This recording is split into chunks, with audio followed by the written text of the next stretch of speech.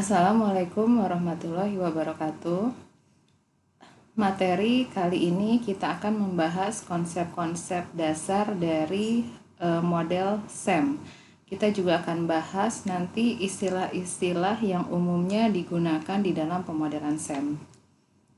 Nah, istilah pertama ini berkaitan dengan jenis-jenis variabel yang ada di SEM. Ada dua jenis variabelnya, yaitu laten dan manifest. Nah, apa itu variabel laten? Istilah lain dari variabel laten itu ada juga yang menyebutnya sebagai variabel construct, ada juga yang menyebutnya sebagai variabel unobserved.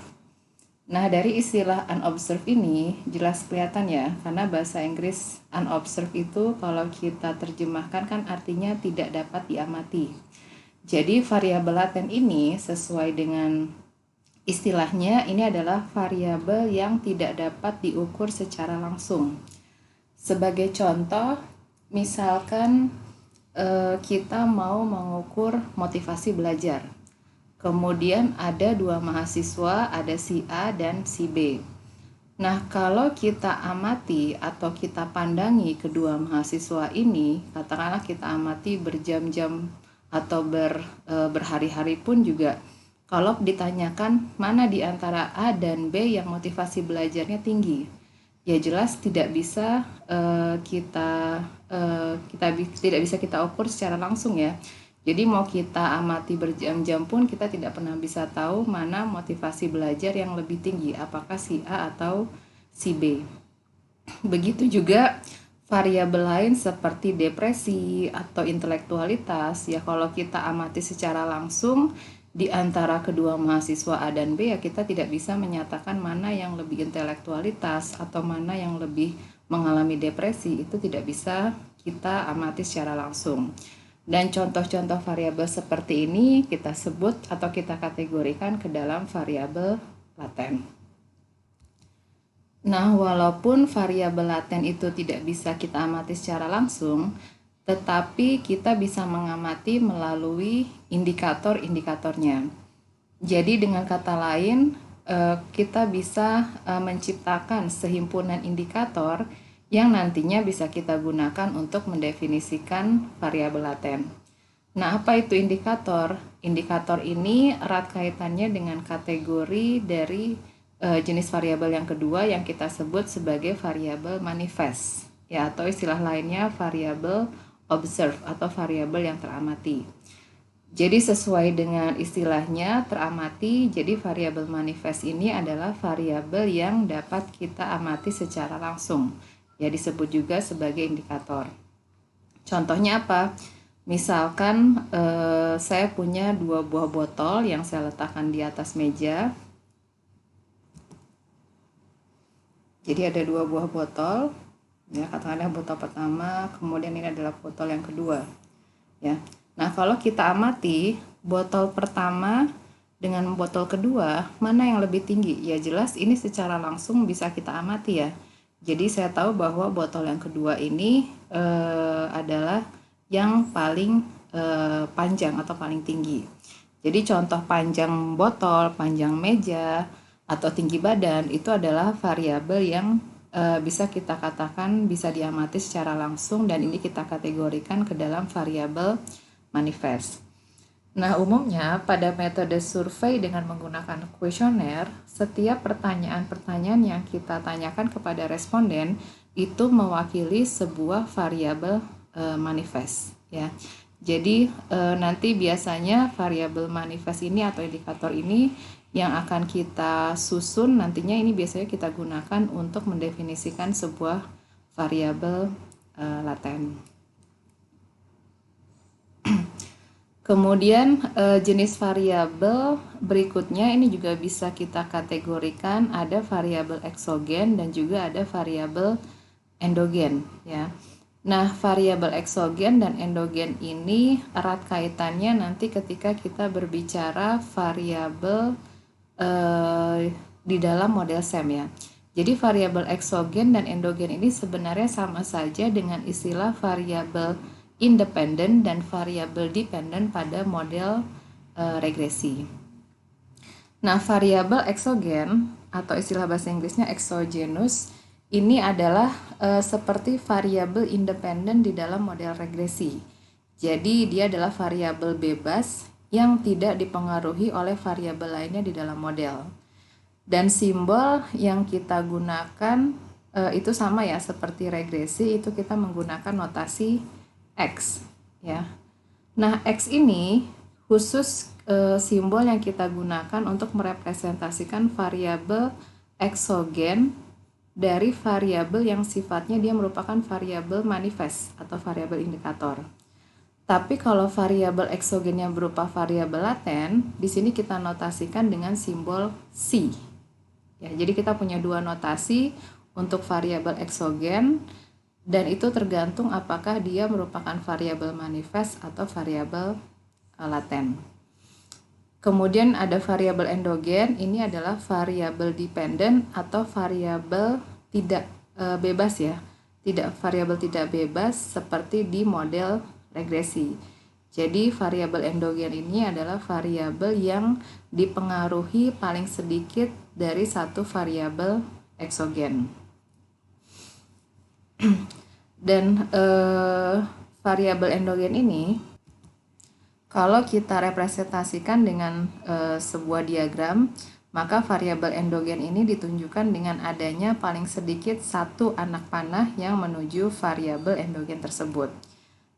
Jadi sebagai ilustrasi, misalkan saya berteori ada suatu variabel bebas atau variabel eksogen X yang mempengaruhi variabel endogen, variabel tak bebas Y.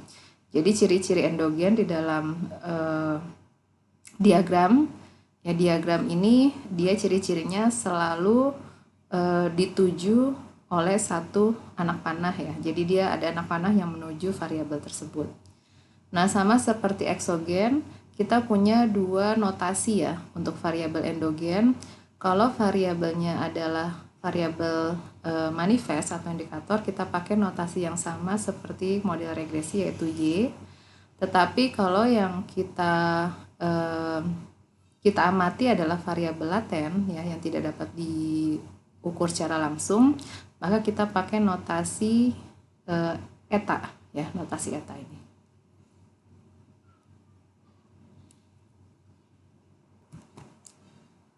Model SEM ini selain nantinya bisa kita representasikan dengan persamaan regresi, kita juga bisa menggambarkan model SEM ini dengan suatu diagram yang kita sebut sebagai diagram jalur. Ya, jadi diagram jalur ini merupakan sarana komunikasi yang cukup efektif untuk menyampaikan ide konsep dasar dari model SEM. Ya, jadi ini kita harus paham dulu notasi atau simbol di dalam diagram itu memiliki makna tertentu. Ya, sebagai contoh, kalau kita punya variabel laten, biasanya di dalam diagram jalur kita representasikan dengan sebuah elips ya. Kemudian kalau kita punya variabel teramati atau variabel manifest, ini biasa kita representasikan dengan sebuah bidang persegi. Kemudian kalau kita berteori ada pengaruh variabel eksogen terhadap variabel endogen, biasanya pengaruhnya itu kita representasikan dengan sebuah anak panah ya. Jadi ada jalur satu arah di mana anak panah yang menuju ke suatu variabel ini pasti masuk ini adalah variabel endogen ya. Nah, kemudian sama seperti konsep model regresi, di dalam SEM juga ada error ya, atau ada residual, atau kita sebut juga ada istilahnya disturbance ya, disturbance atau error, atau kita sebut juga residual. Nah, representasi atau notasi yang biasa kita gunakan sebagai residual dari variabel laten itu biasanya dengan anak panah yang menuju elips ya. Jadi kalau ada anak panah yang menempel pada lingkaran atau elips ya. Elips ini kan menyatakan variabel laten. Nah, ini biasanya kita sebut sebagai residual pada variabel laten. Begitu juga variabel manifest itu juga ada residualnya ya. Residualnya itu kita notasikan dengan anak panah, ya tentunya ini anak panah yang menuju ke variabel manifest yang direpresentasikan dengan bidang persegi. Kemudian berikutnya kalau kita punya anak panah yang ada di kedua sisi, ini biasanya menunjukkan korelasi antara dua variabel. Jadi ini notasi-notasi umum yang harus kita ketahui supaya memudahkan kita untuk membaca suatu diagram jalur. Nah, di dalam persamaan SEM ya, atau di model SEM itu ada dua jenis model ya. Jadi SEM itu bisa kita kategorikan ke dalam dua model. Pertama, ada yang disebut model pengukuran atau kita sebut measurement model. Kemudian yang kedua adalah model struktural atau structural model. Model pengukuran ini erat kaitannya dengan variabel laten ya, atau variabel yang tidak bisa kita amati secara langsung. Jadi model pengukuran ini biasanya kita gunakan untuk mengevaluasi seberapa baik variabel laten itu bisa kita representasikan oleh sehimpunan indikator-indikatornya ya. Jadi dengan kata lain, model pengukuran ini bisa kita gunakan untuk menganalisis penyebab kenapa sehimpunan indikator atau variabel manifestnya yang merupakan indikator dari suatu variabel itu kenapa saling berkorelasi. Ya, kemudian nanti yang akan kita bahas model pengukuran ini yang umum kita gunakan nanti adalah salah satunya adalah confirmatory factor analysis atau biasa kita singkat dengan CFA. Jadi CFA ini salah satu model pengukuran yang nantinya bisa kita gunakan untuk mengevaluasi seberapa baik ya variabel latennya itu direpresentasikan oleh variabel teramati atau indikatornya. Nah, kemudian model yang kedua ini adalah model struktural, di mana model struktural ini kita mau menganalisis hubungan atau ketergantungan di antara variabel laten ya. Jadi di sini kita mau melihat bagaimana kita bisa melakukan uji hipotesis apakah ada pengaruh antara satu variabel laten ke variabel latennya. Nah, salah satu kasus model yang termasuk ke dalam model struktural itu adalah model yang disebut sebagai analisis jalur atau path analisis. Nah, cuman biasanya kalau di dalam analisis jalur itu biasanya isinya hanya berupa variabel manifest ya. Jadi kalau kita nanti lihat di diagram jalur, nanti isinya tidak ada notasi elips ya. Jadi di dalam path analysis itu nanti yang kita lihat hanya berupa bentuk bidang persegi-persegi yang memiliki pengaruh dari satu variabel manifest ke variabel yang lainnya. Jadi path analysis sebenarnya ini adalah kasus spesial dari model struktural. Jadi kalau model struktural secara umum itu kita bisa menganalisis ketergantungan di antara variabel laten dan juga di antara variabel manifest. Nah, sebagai contoh ini misalkan kita di sini saya punya contoh bentuk dari analisis jalur ya, model jalur seperti yang saya sebutkan sebelumnya. Jadi kalau kita lihat contoh ini, model jalur ini isinya berupa variabel manifest ya, karena semua variabelnya itu direpresentasikan dengan persegi. Jadi tidak ada bentuk elips di sini sama sekali. Ya, jadi ini adalah contoh model jalur dan ini adalah kelebihan dari SEM ya dibandingkan dengan regresi, di mana kita bisa mengamati atau bisa menghitung pengaruh tidak langsung. Sebagai contoh di sini saya punya variabel exercise. Di sini kita berteori bahwa exercise itu mempengaruhi illness ya.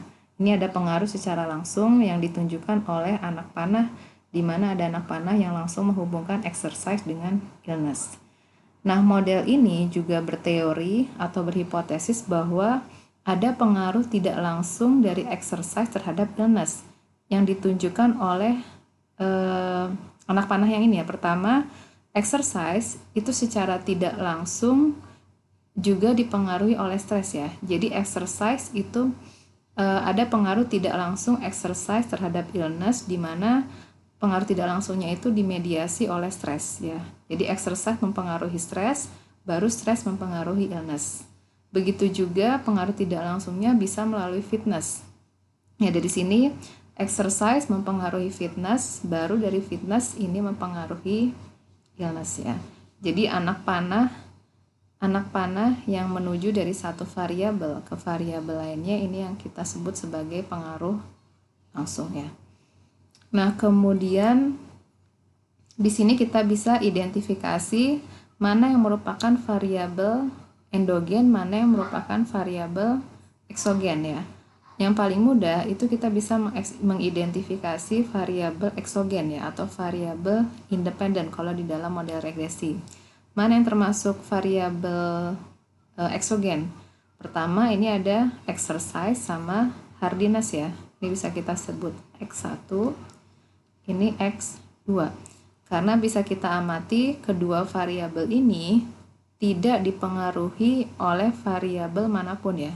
Tidak ada variabel lain yang mempengaruhi kedua variabel ini.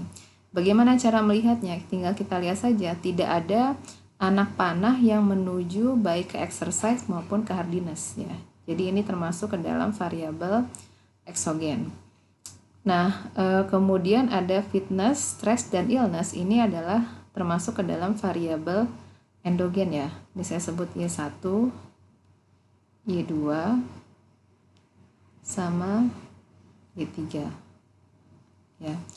Jadi kenapa fitness, stress, dan illness ini adalah endogen ya, bisa kita lihat karena selalu ada anak panah yang menuju ke ketiga variabel ini. Artinya kalau ada anak panah yang menuju ke variabel suatu variabel manifest, artinya ini adalah variabel yang dipengaruhi oleh variabel lain. Makanya dia masuk ke dalam variabel endogen. Dan bedanya variabel endogen dengan variabel dependent pada model regresi itu adalah variabel endogen dia juga bisa berperan sebagai variabel independen ya, seperti di dalam regresi. Sebagai contoh fitness ini kan dipengaruhi oleh variabel eksogen, exercise ya. Jadi exercise mempengaruhi fitness, berarti dia variabel dependent. Tapi kita tahu fitness juga dia berperan sebagai variabel independen, di mana dia mempengaruhi variabel lainnya yaitu illness ya. Jadi bedanya endogen dengan variabel dependent, bahwa di dalam variabel endogen di dalam model SEM, variabel endogen itu selain dia berperan sebagai variabel yang dipengaruhi, dia juga bisa berperan sebagai variabel yang mempengaruhi variabel lainnya. Ya. Kemudian tadi kita sudah sempat bahas notasi di dalam diagram jalur. Yang berikutnya kita punya notasi di mana ada anak panah di kedua sisi seperti ini ya. Ini tadi adalah notasi yang kita gunakan untuk menunjukkan adanya korelasi atau covariance ya. Bisa korelasi atau covariance karena covariance dan korelasi itu sama-sama mengukur hubungan antara dua variabel. Lalu di sini apa? Ada juga anak panah ya, dua anak panah tapi kok menuju dirinya sendiri. Yaitu mungkin saja terjadi ya. Kan di pertemuan sebelumnya kita sudah membahas covariance dengan dirinya sendiri itu juga ada ya, dan istilahnya kita sebut variance ya. Jadi kalau ada anak panah ya, dua anak panah yang menuju ke dirinya sendiri, ini kita sebut sebagai nanti adalah variansi ya. Tapi kalau kedua anak panahnya itu menuju pada dua variabel yang berbeda, ini kita sebut kovariansi. Kemudian ada satu istilah lagi notasinya ini ya, ada anak panah yang menuju menuju variabel manifest, inilah yang kita sebut tadi sebagai residual ya, atau error ya. Sama juga seperti ini, sama juga seperti ini.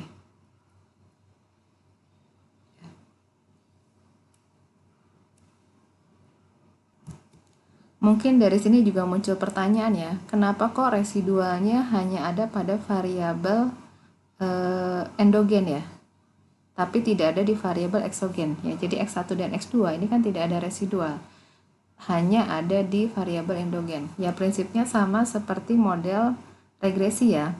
Model regresi itu kan yang memiliki residual itu kan hanya variabel Y-nya saja. Ya, tapi variabel X tidak memiliki residual. Ya, jadi sama di sini yang memiliki residual itu hanya variabel endogen. Kemudian contoh berikutnya di sini yang saya berikan adalah contoh dari model struktural, model pengukuran ya.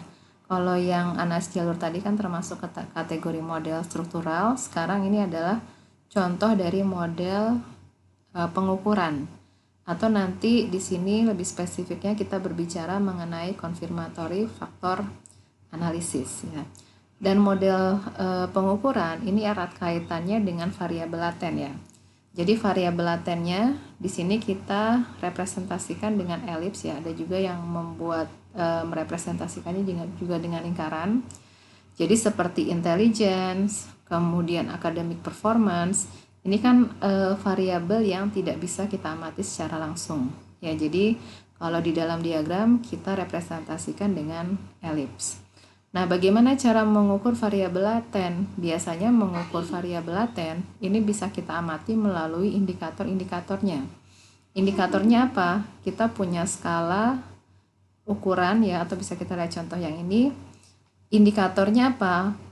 Academic performance bisa kita lihat dari skor SAT-nya atau bisa kita lihat dari GPA-nya atau bisa kita lihat juga dari ACT skornya ya.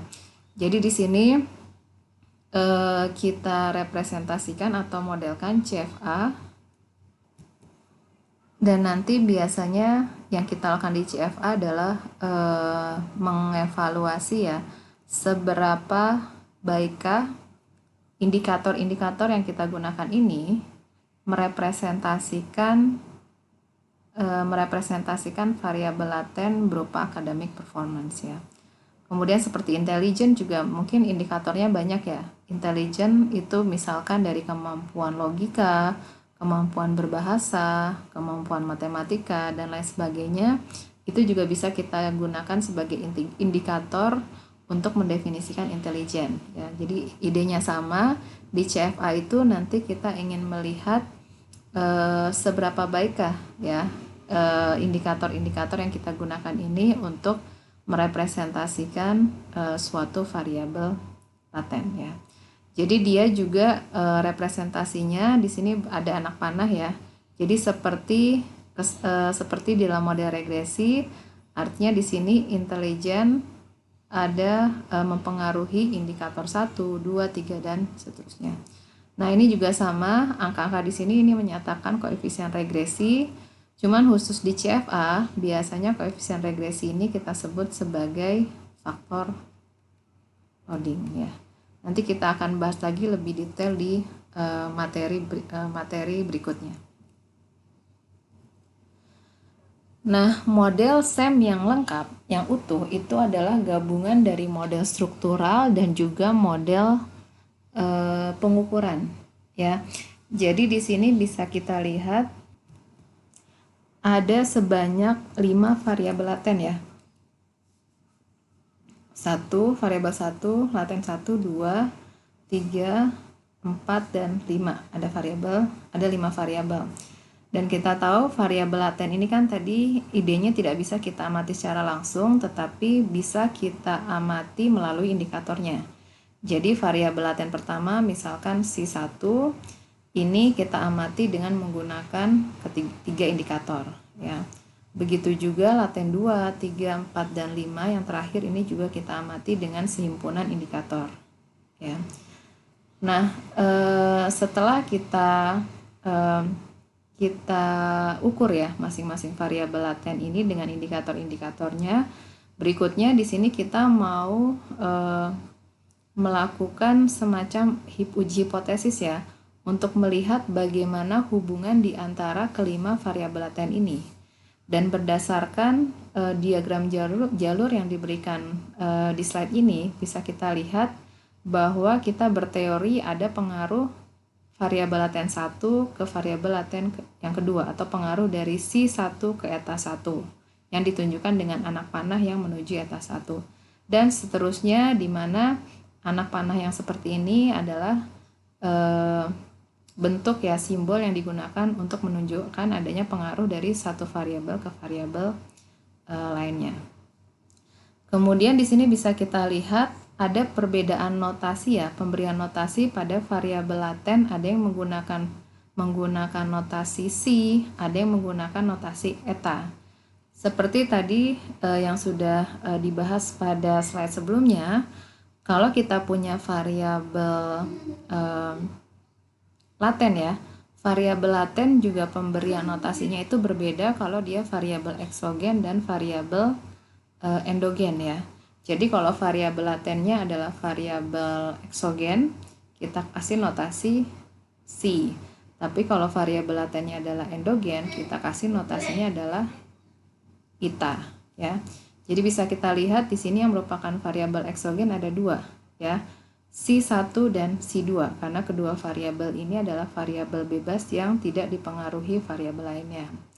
Sedangkan eta 1, eta 2 sama eta 3 ini kan ketiga variabel ini dipengaruhi oleh variabel lainnya ya, makanya ketiga variabel ini adalah variabel endogen yang kita beri notasi eta ya.